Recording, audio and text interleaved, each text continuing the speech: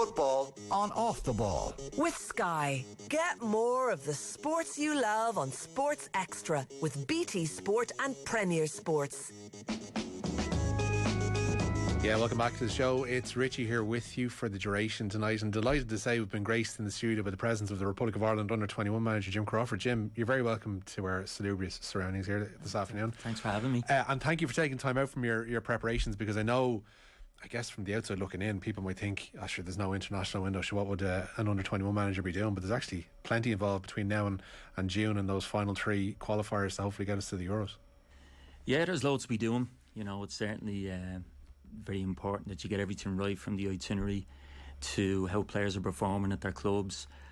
And it's something that, you know, myself and Stephen do quite often, is get over to the UK and watch games or watch them on Y Scout. And because I have a lot of players who play in the League of Ireland as well, you know, you're going to games domestically and seeing how they perform. But as well as that, there is sort of times where you need to reflect on a previous camp. You know, what went well, what can get better. And, you know, we've got resources with the 21s that we record all our training sessions. And, you know, each of the coaches get mic'd up as well, whether it's a team meeting or it's on the grass. And you know, it gives us an opportunity to go over all those training sessions, those team meetings, and make sure that we were spot on with the information and our delivery of the key points of each of those meetings and training sessions. So there's a lot of stuff to go through. The progress that has been made, because like, I guess from somebody who's, you know, my age, I think the first touchstone you'd have with the Ireland under-21s would have been the days of Morris Setters, and it was seen as a backwater, and it was seen as something to just keep it going, like don't necessarily put the resources into it. But to hear that you're mic'd up and that literally every little thing is recorded and reviewed and studied, and to see how things can improve, like that would be an eye-opener to a lot of people, I guess. Yeah, look, it can be an eye-opener to us too when you look back at the your training sessions, you know. But it's always constantly trying to get yourself better as a coach, you know. So the way I see it is, you know, you're on players' cases, saying this is how you got to get better, this is what you got to do. You've got to review your own game and what have you, you know. And if you're saying that to the players, I do think you need to do it yourself as well as a coach. So it's a constant cycle with the coaches and anybody that works with me. It's the way I want to work. Because I guess the thought would be that, you know, the main concentration would be to look back in the previous game, but you have to look back on everything that surrounds it and went into it. Yeah, the game comes into it too, and I think sometimes, you know, you can go like we did in the last camp, you go win a game and you sort of say to yourself, everything was great, we done everything well. But it is when you go over certain team meetings again that you say, okay, look, we could have stayed on this topic a little bit more, or did we ask the right questions, and were the players understanding of their roles and responsibilities from a particular training session. So there's a lot to get through, but look, I enjoy it. I enjoy it. That's the main thing. It's brilliant. The job you've done so far is obviously fantastic. Ireland are, you know, well within the grasp of qualifying for the Euros, but they've got the fate in their own hands essentially with these 3 qualifiers coming up in June against Bosnia, against Montenegro, and then away to Italy. Have you had a chance to look back in real depth, and how many times you've looked back in that game in Borås against Sweden and the 2-0 win, and what have you made of it? Yeah, I look back at it a couple of times, and look, it was a fantastic defensive performance. You know, everybody who started the game and the players who came on, you know, were fantastic. And you know, you only have to look at their data with regards to distance covered and high speed runs, and it was off the charts from every single one of them. And you know, I was proud of the players. The final whistle is proud of the staff with the amount of work that they put in. But you know, when you look at it and you say, okay, what can we do better? Certainly when we win the ball back from our defensive structure, can we be a little bit better with the football going forward? Because I just thought at times we kept giving it back to Sweden, which ended up us being sort of camped in our own half, particularly in the second half, you know. But and that could come from scoring an early goal where we knew how critical it was to win the game. And with Ross Tierney, you know, with a fantastic goal early in the game, it probably was on our mindset then to, come here, can we just hold on to this? So certainly it wouldn't be a template for us going forward playing that way, because again, I've said it from the very start that what we want to do here with the 21s is play a nice brand of football that supporters can walk away after the end of a match and say that was encouraging, and there is certainly a conveyor belt of talented players coming behind the senior team. Like you mentioned yourself, it was a defensive performance over there in Sweden. Was that a means to an end essentially for that particular fixture? Yeah, sometimes it's look, Sweden are a very good team. They really are, and we spoke about them in depth while we were in camp, and we knew about their strengths, their weaknesses, and it was possibly them missing that cutting edge with Alanga, who was called up into the senior team, that I'm sure they'll be saying that they were missing his presence. But besides that, they were talented. They're a top team in Europe, and to go there and win 2-0, keep a clean sheet, and let's be honest, okay, there was a penalty that probably should have stood. Yeah. There's no doubt about it. I spoke to Joel Bagan afterwards, and he agreed, so we got away with that. But in saying that, they all balance out, because when we were over in Montenegro, we had a couple of penalty claims that weren't given, and then finally we got a penalty, and unfortunately we missed that. But all these things balance out over the course of a campaign. But they were quality opposition, and to go there, keep a clean sheet and get 3 points was fantastic for the group. The difficult thing that jumps out of me heading into those 3 games now in June is keeping the players fit and keeping players interested, because there is, like, I was looking at the championship fixture list, and a lot of our players would have been based over in England, is that the Football League over there finishes up, the first week or just after in May, and then you've got that month-long gap. That's a tricky moment for a manager to try and manage. Yeah. Because you don't necessarily have those players for the month. You might get them in the week or two beforehand. So it's managing to keep everybody fit and making sure that everybody's on their toes and preparing right for those games. Yeah, and you're dead right with that. It is a concern, and we sort of knew this window was coming up, last year. So what we done is we tried to replicate it last June with 3 games in the window, and we gave the players a programme that they needed to do pre-camp. So they came in, and I have to admit, we played against Denmark, we played against Switzerland, Australia under-23s team, which was quality opposition, who Denmark certainly were in the middle of their season at that time, and that showed in the performance. It was our 3rd game, and look, we were dead on our feet, so it gave us an opportunity to look back on that and say, okay, when next June comes, we need to be a little bit more with individual programs that will be going out to the players, and we'll have GPS going out to the players individually to make sure programs are done before they come into camp, because we're going to come into camp a week before the game, which would be the 28th, Saturday the 28th. And from a selfish point of view, you'd like to see certain players who are in the mix for playoff spots, whether it's Tranmere, Swindon in League 2, MK Dons are there or thereabouts, that they might get into playoffs, which will extend their season a little bit more. All the domestic players, they're fine. They're currently in season, so it is a concern, coupled with the fact that you look at the Bosnian players and Montenegro players who are seasons finished at the end of May. So if it sits nicely for them that as soon as their season's finished, that they roll into the international camp. So some of our players are finished, at the end of April is their last game. So it's tricky, but it's something we just have to deal with, and we'll be fine. It strikes me that you're under-21 manager at possibly the most unique time in Irish football, because things do seem so fluid and transient, I guess, as well, between squads and between age grades. Is that there are a lot that Stephen's obviously made it his goal to refresh the senior squad.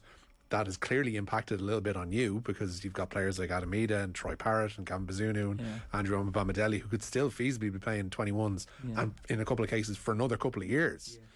That is there an ongoing conversation between yourself and Stephen as regards the outlook for each of your squads going forward for a particular campaign, or is it a window by window, case by case basis, player by player basis almost? It's a window by window discussion that we have, and with June coming up, Stephen's got 4 games in 10 days, so he's going to need a big squad to compete, because again, Stephen's in the same boat as us with some of his League One players that the season may finish early for them, so there's a little bit of that with Stephen as well, that he'll need to keep his eye on players with regard to programme before they come into camp. But look, I understand Stephen needs his players. I think there's about 7 or possibly 8 under-21s players that are involved with the senior team, which is remarkable, and I think it's great. I think it was a brave decision by Stephen and his staff to do that, and they've done it. And for me, at the minute, it's been fantastic. I think they've played fantastically well in a lot of the games, and for me, it's proud where you see the likes of Jason Knight and Darrow Shea and players like that that have been with us in the 21s the last campaign, and playing on the senior stage with such finesse and confidence. It's great. Yeah, you've got, like, as I mentioned, fluidity is one thing, because you're almost being pulled in 2 directions, because you've got obviously players who could leave at any point if performances are good enough and take that step up to the senior side. But in other cases, you've got players who are not necessarily of under 21 age grades, but could be performing to such a degree that you have to call them up from some of the other underage squads. And Evan Ferguson would be the kind of case in point there, where he's 17 years of age, he's in the Brighton first team on a consistent basis now. He's a almost perennial substitute for Graham Potter now, but clearly is at a level whereby he's beyond a 17-year-old physically, and I think probably in terms of ability as well. You'd probably be able to give us more of an insight on that, but you've a lot of irons in the fire to try and manage, essentially. Yeah, and look, that's with deep discussions with whether it's Tom Mohan, Collie O'Brien, Stephen Kenny, myself, and all the international managers. Like we'd meet up quite regularly and discuss about the high potential players that are on board, and with regards to Evan Ferguson, when the reports coming back from Brighton is he's training exceptionally well. We've seen his games with the 23s, and he's a high potential player. There's no doubt about it. He's come in with us. He's played with the 21s, and he missed out with the 19s in their qualifying campaign, but they still qualified to get into the elites, the 19s. So it just shows that there's strength and depth there too with the 19s. You've got the likes of Johnny Kenny, Sinclair Armstrong, that performed exceptionally well for Tom. But with us, it's Evan Ferguson comes in. We had young Andy Moran was in with us, and we also had Ollie O'Neill, who scored that fantastic goal in Tallaght Stadium against Sweden a couple of games ago. So there is a lot of talented players, but it's for me, I'd sort of say that they're high potentials at the minute, because they've a long way to go in their journey. Of course, and look, us at the 21s, we just look forward to them coming in and helping them with regards to learning the game and giving them those experiences that they can go and kick on. I'm interested in that label, high potential. Is there an actual official, I'm not asking for who's in what camp, but is there an official grading essentially of players that you'd have at your disposal? Or no, I just think it's an individual thing. With regards to the under 21 staff, we go through everybody and we'd say, okay, this player, we can help him with the 21s, bring him in and train with the 21s, but also you're relying on the clubs to work with the player. In the case of Evan Ferguson, you see him training with Brighton's first team. He's getting great experience with that. He's made his debut this year as well, which is fantastic for him. So it's we go through certain players and we tick them off and we say, okay, we need to keep an eye on this player, but a lot of it's out of our control. There's only so much you can do. Yeah, and that's the important thing. It's there could be a lot of players who outgrow the 23s and they need to get out on loan, to a first team club. Like you see the likes of Jake O'Brien, who's centre back with Crystal Palace, who's gone to Swindon, and he's he's blossomed into a very, very good centre half at the minute, and you know it's another of these guys who seems like he's way older than he actually is in terms of his stature. I think his poise as well on the pitch is one of those things. And Mark McGuinness will be another. Yeah, just like fantastic. Yeah, big guys who seem like they have a head on their shoulders that's beyond their age grade. Yeah, real talented players, and yeah, as big as they are, they're comfortable on the ball as well, which is something that you know we promoting through the age groups as well. You know what I mean? Can we start to play deep in our own half? And these players will have no problem doing that. How much of a bonus is it then to have? Because you mentioned earlier on that we're going to have domestic-based players continuing on to play right up until the games in June. But we do have that core of domestic-based players who are essentially playing senior male football at a younger age than they would be if they were based over in England. So you've got like the likes of Andy Lyons, you've got the likes, you know, in the past of Danny Mandrew, you've got others who are still based in the league. Ross Tierney, obviously, he's gone to Motherwell, and Dawson DeVoy still at Bowes. But they're playing an age grade above what they would be if they were based over in England. Is that a positive or a negative? It's a huge positive. You know, I've always said it. I'd said, you know, they're playing men's football where 3 points are vital. They're playing in front of, you know, hostile crowds, and I do really enjoy going there and watching the lads perform, such as Andy Lyons, who's played left wing back this year. He's played right wing back with Shamrock Rovers, who are, you know, everybody knows they've a really good fan base, and to be playing under that type of scrutiny and pressure is only going to help his development, you know. And playing in big games, you know, there's no substitute for it. Where 3 points, contracts are at stake too, and it's something you look at, as I mentioned before, with Jake O'Brien and possibly Lee O'Connor, who are playing high pressure games in order to get to the playoff places. You look at Conor Coventry, who's playing week in, week out in really big games, to get promoted to the championship with MK Dons, and the amount of pressure that's on the players there, it's all part of the journey, and it certainly will help their development. As to Mark McGuinness and Joel Pagan, where they were in sort of a little bit of a relegation scrap there for a while, and you know, they've come out of that and they'll learn from those experiences. Have you been surprised at the scrutiny that's on you in the job? Not necessarily you as a person, your performance, but the role of under-21 manager. As I mentioned earlier on, it's kind of developed more down through the years, and I guess Stephen brought a lot of that attention really when he was installed as 21's manager as almost a placeholder before Mick moved on. And you worked with him there, and you would have seen the increase in interest on the 21s that there has been. Has that taken you by surprise a little bit, with that people are going, why is this player in the squad, why isn't this player in the squad? That never happened before with underage football. Yeah, and you could probably say that Stephen did bring that real level of interest with the 21s when he came in, and you know, I thought he was fantastic as a head coach, and to work with him, you know, I learned so much being in his shadow, being part of his team.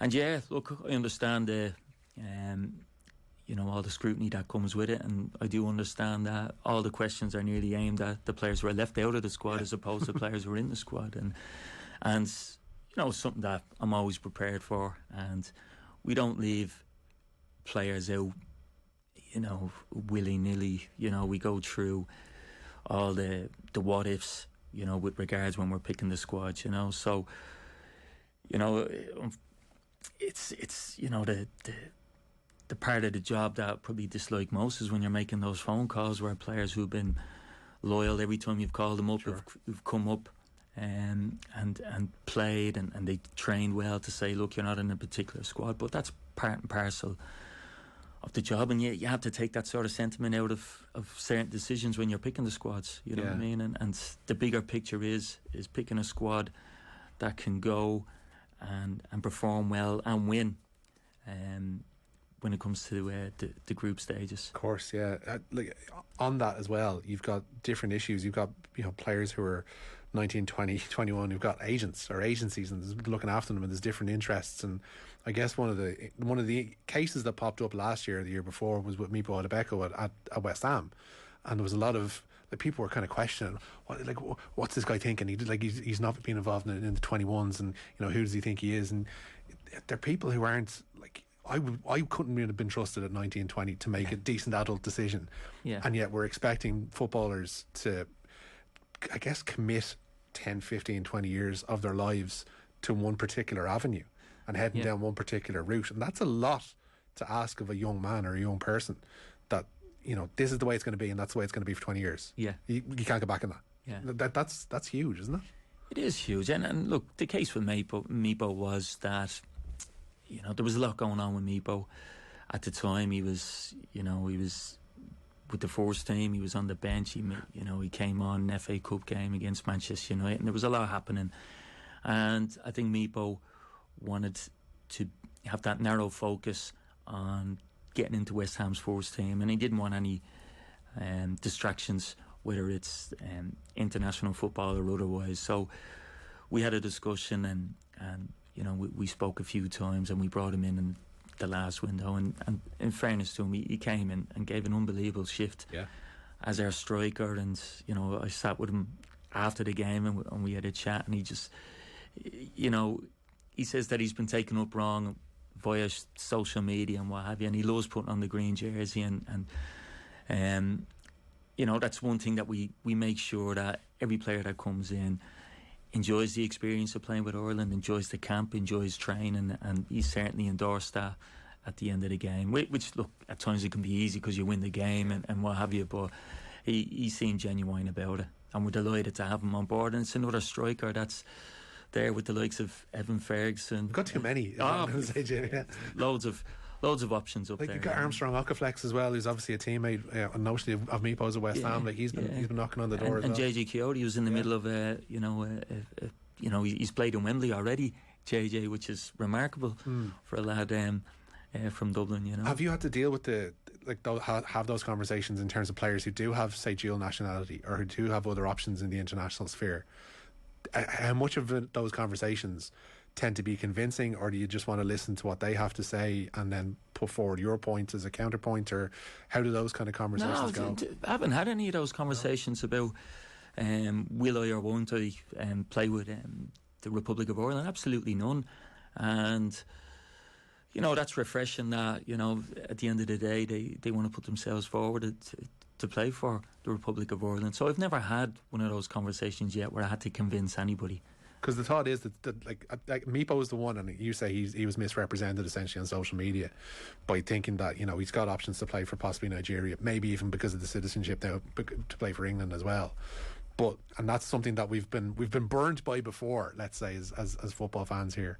But you say it hasn't come up with any of your squad at all. No, absolutely not. You know, so you know, look, it might come down the line at some stage, and again, as I said, I'll be prepared for it. But you know, up to now, there's been no issues at all with players, that they're more than happy when we have that initial phone call with them to put on that green jersey. Do you get a buzz seeing like one of your squad or somebody that you've called up recently, like making a breakthrough into a first team? Like the one that jumps to mind recently is like Conor Noss, who's like, you hate to say an unusual case, but it's not often you see somebody with a sharp SS in their name playing, you know, Bundesliga football for Borussia Mönchengladbach, who qualifies for Ireland.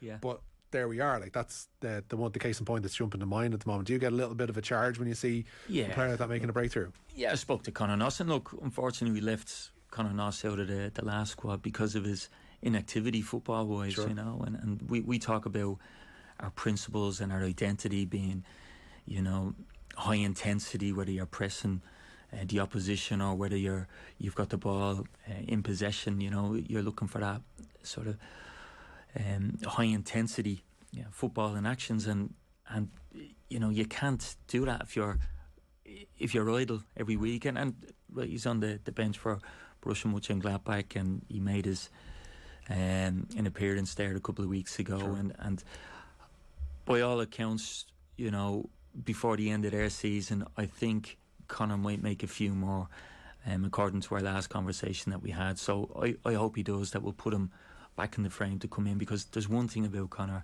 and I've said it to numerous people, he is a talented player, but he needs to be playing games. Are those conversations more implied then, in that you don't necessarily overtly say you need to be playing more games, you need to be playing more senior football?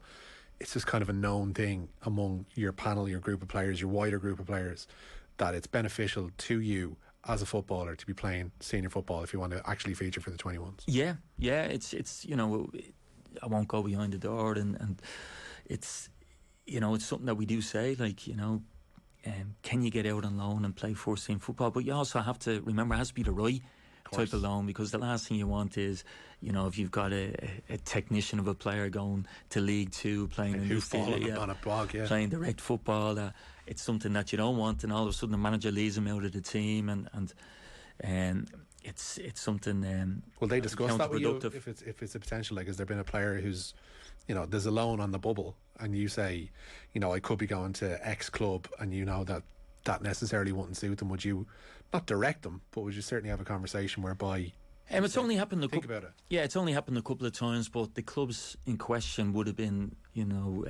proper footballing teams that would suit the players. So no, there hasn't been a case of somebody saying to me, somebody from League Two who predominantly play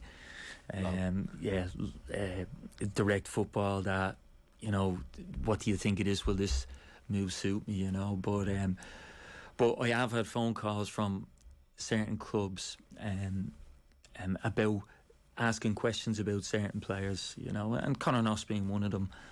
And all I can say is what I see when Conor Noss comes into the camp, that he's a talented footballer. Sure. He really is, and he just needs more competitive minutes, and you can't argue with facts, that's for sure. And when I go in and have the conversations with Conor, I'll be able to tell him how many minutes he's played with Borussia Mönchengladbach 2, which is their reserve team, and it hasn't been that many, because he's caught between that rock and that hard place where the first team want him on the bench. They don't want him to go and play games in case he gets injured, because they need him as part of their squad, But look, I think Conor, he's a fantastic person. He's a fantastic footballer, and again, he'd be somebody that I've got high hopes for. Sure.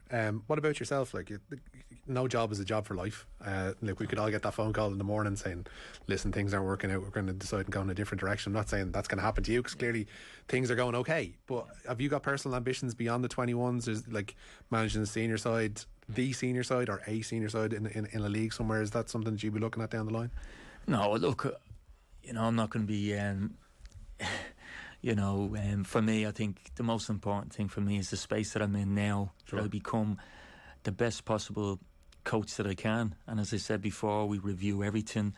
I review everything that I speak to the players about, and I don't be looking, as boring as it sounds, that far ahead. I love the job, I love the staff, I love working with the players, I love interacting with coaches in the UK.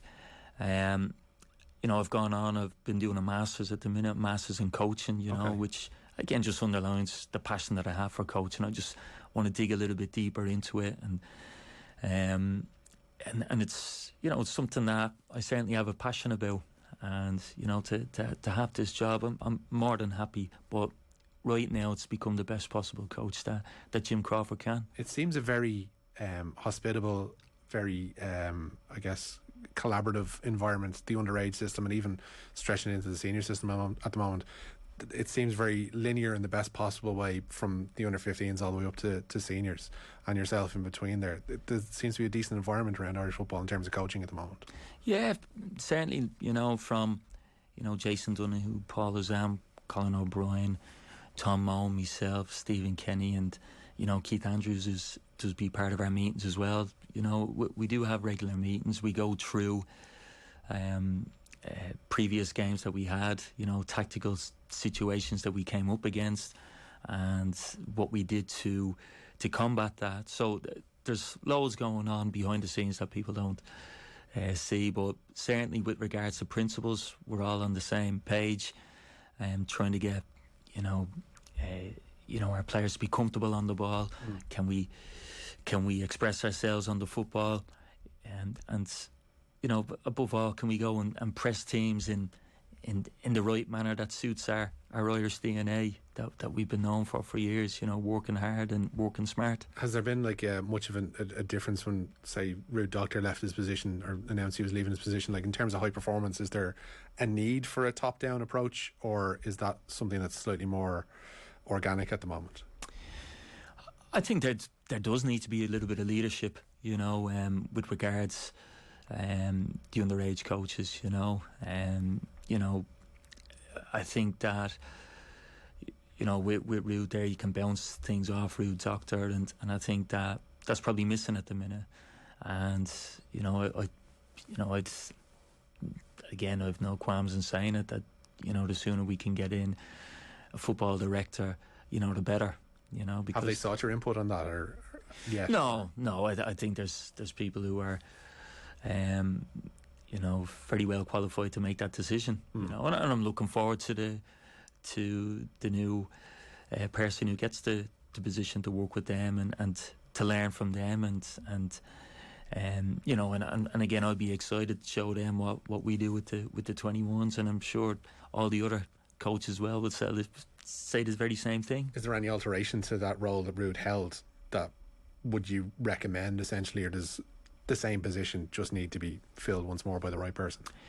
I think it's going to be, you know, similar enough position, but a little bit more broad in terms of, you know, connecting, you know, grassroots to the international side of things. Sure. You know, I'm not too up to date with it now, but as I said before, the sooner it happens, you know, the better, and that's just my perspective on it. Yeah, tickets are going on sale now, of course, we should mention, for the 2 home games in June. Looking to get full houses in Tala and have the place rocking for those 2 games? Yeah, look, we'd love to get the place packed out, you know, because you know, as everybody knows, they're huge games for us. Yeah. They really are, you know, and to be the first under 21s team to qualify for the European Championships, I think it'd be remarkable. I think the players have handled every situation that's been thrown at them, you know, remarkably well, and you know, a lot of them are used to playing in front of big crowds now. Sure. Whether it's Derby County, Cardiff, Tranmere, Swindon, Shamrock Rovers, Bohemians, you know, they're all used to playing in front of crowds. So we want to generate a similar atmosphere to what they're used to. But as well as that, you know, with typical Irish crowds, you know, they have a tendency to get you over the line when we need them most. And these 2 games that are coming up against Bosnia and Montenegro, they won't be easy. They certainly won't be easy. They're 2 really good teams. Montenegro, you know, for example, drew 1-1 with Italy in the last window after going 1-0 up. And, you know, I've looked back at the game and they were well worth their point.